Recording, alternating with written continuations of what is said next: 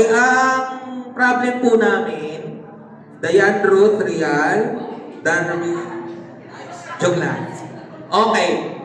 Issues or concerns. Absenteeism, tardiness, family problem, poor study habits, reading comprehension, non-readers, students.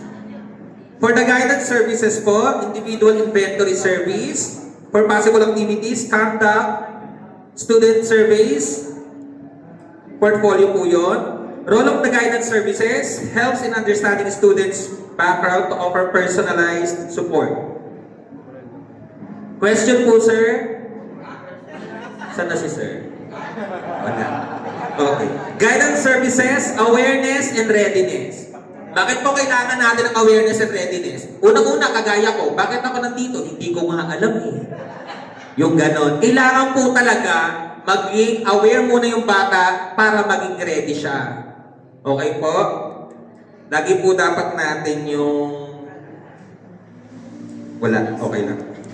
Next po, possible activities. Collect personal, academic, social, data. At kailangan po kasama rin malaman po natin yung interest ng bata. Pangalawa po, possible activity, home visitation, at saka po, aral program. Okay po? Then, role of the guidance services to know and stop from bad force of habit. Ano pong ibig sabihin natin sa bad force of habit? Yes, sir. Joke lang, hindi wala nagtaas.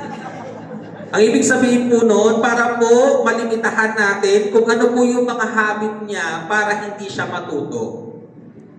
And then, to improve comprehension.